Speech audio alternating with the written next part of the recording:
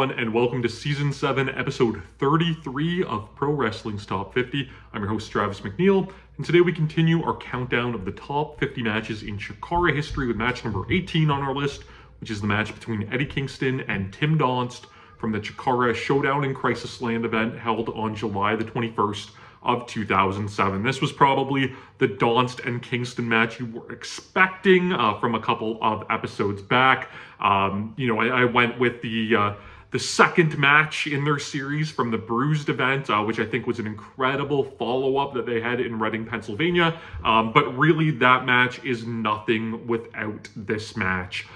This match is absolutely infamous to CHIKARA fans. It is young Tim Donst, very, very early into his pro wrestling career. He came in, he was paired with the Team Stranglehold group of Drew Gulak and Andy Sumner, basically a trio of, wrestlers with amateur credentials. And then poor Tim Donst found himself across the ring from a very, very pissed off Eddie Kingston. Kingston, in which was in the middle of a feud with Hallowicked over, who was the top CHIKARA student to ever come out of the Wrestle Factory. Many, put that stake in Hallowicked as being the top student. Eddie Kingston felt slighted by that, and they had a very bitter, very personal feud throughout 2007. And before this match, Eddie Kingston cuts a promo basically telling Tim Donst, "You are in the wrong place at the wrong time." And that is exactly what happens in this match. Very, very uncomfortable. I had a match, much earlier on in this countdown between Anthony Franco and Matt Turner against the Necro Butcher and Madman Pondo. And in that match, I talked about it really being a beating, bordering on, unprofessional, where those, the Deathmatch Kings just beat the hell out of those kids who maybe were unprepared and not expecting it. I don't know if this match is similar. It kind of seems like, maybe it was established, prior to the match that Kingston was going to go out there and beat the piss out of this kid, but I don't know. But Eddie Kingston just absolutely destroys Donst. He jumps him, before the bell even starts. He chokes him with his CHIKARA hoodie because, Kingston was so mad at CHIKARA, for not considering him to be the top student. There's a point where they accidentally start to play Kingston's music, and he gets really, really mad at that and then beats up Donst even more. It's just, constant in this match where he's just brutalizing this kid with chops and headbutts and head kicks and back chops and just every disrespectful, brutal tactic that you can do. And to Tim Donst's credit, he puts in the performance of a lifetime. Is just this kid that is being tormented and destroyed and has no idea what he got himself into. And that very well could be because that's exactly what he was feeling in the time of this match. Who knows? But it just creates this great visceral story that you can just easily sink your teeth into and become engaged in, and that is exactly what the crowd live in Connecticut for this match does. Most of them probably had no idea who Tim Donst was coming into this match. He'd only had a couple of matches under his belt, but they get behind him and they try to rally him to fight back and to not stay down, and that to me is just tremendous professional wrestling. Donst, though, like I said, he's so great in this match. There's a point, when Kingston pulls down his amateur wrestling singlet and just starts chopping him, and Donst basically begs off, telling him to stop and that he doesn't want anymore. And that is so great because that's, not something that you get a lot from a babyface, right? You expect, the babyface to be, valiant and fight back and never back down. But here you had this babyface that, was just getting destroyed and didn't want anymore. But this match really starts to shift into another gear about halfway through where, young Tim Donst starts to get pissed off a little bit and starts to get fired up and starts to try to fight back and not stay down. Kingston, puts on his headgear at one point, starts running around the ring like a Steiner brother and just, being completely disrespectful. And, that kind of gets the ire of Donst, and maybe it's the crowd behind him. Maybe it's this kid, that's been bullied once or twice before that now, he's standing up to that bully. I don't know, but it really creates this incredible, memorable all-timer of a professional wrestling match. When Donst, starts to rally back, he hits this great double leg takedown to the floor, and Kingston nails him with just this disgusting lariat on the floor, and Donst takes this brutal, like, sick sounding back bump on the concrete, and that was a spot that I've mentioned that they would replay back in their rematch in Reading, where this time Donst would duck the lariat and hit his own. So that match works because of this match. There's so many of these great little callbacks to this match in that one.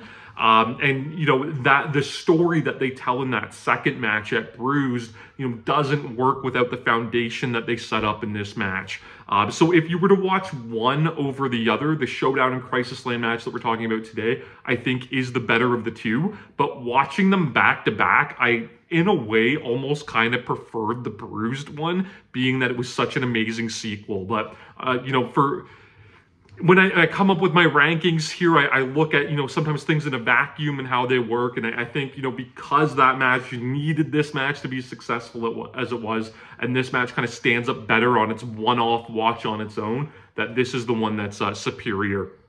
The whole package of this match, though, is tremendous because you have Bryce Remsburg and Leonard F. CHIKARA on commentary, and they're so good being vocal. Bryce yelling at Eddie Kingston, like, yes, he's on commentary, but yelling to Eddie Kingston, who's standing in front of him, beating up this young kid, you know, telling him, you know, what's your problem? Like, are you done? Like, you know, really trying to say that what Kingston's doing is, you know, inappropriate and unnecessary. And, you know, the juxtaposition of Bryce, you know, lambasting Kingston for, you know, what he's doing in the match. And then you have Leonard F. CHIKARA who's trying to almost like rally, you know, Tim Donst, but, you know, not in trying to get him to fight back, but telling him to stay down and live to fight another day. You know, and trying to help that kid with his career. It's just, it's really, really good and adds to the total, you know, package that is this match. You know, near the end of the contest, Kingston starts to get, you know, a little frustrated and a little confused that Donst won't stay down. And it leads to this amazing moment where, you know, Donst had these little blips throughout the match of trying to fight back, where he finally starts to rally on offense, and he gets a couple of big takedowns and starts to throw some cross faces at Kingston and really fight back. He gets this great SDO for 2. And again, I mentioned in the Bruise match that SDO was really Donst's only big near fall in this match, and he busted it out, you know, almost immediately in that rematch in Reading. But he gets it here for a great near fall for 2. But ultimately, he ends up falling to a back fist to the future from Eddie Kingston for 3. And just, you know, you add the post-match onto this, it's so great. You know, Kingston kind of leaves and then comes back like he's going to, you know, continue to beat on Donst. But this kid's got nothing left. He's, you know, in a puddle on the mat, basically, and Donst instead, you know, or Kingston instead kind of, you know, reads him his last rites as opposed to continuing the fight. And the crowd in Connecticut, you know, they give Donst a well-deserved standing ovation. And this really was the match that made him. Eddie Kingston, you know, beat the hell out of this kid on this night, but in doing so, you know, elevated this guy that was, you know, pretty unfamiliar to the crowd, very new into his wrestling career. But the fact that he didn't back down and, you know, got his ass kicked, you know, really elevated him in the minds of the crowd, and led to, you know, a pretty fruitful career for Tim Donst and CHIKARA. These two, you know, they would have their rematch, you know, in 2007. They would kind of stay apart for most of their careers, but when Kingston was the grand champion, they would be brought back together.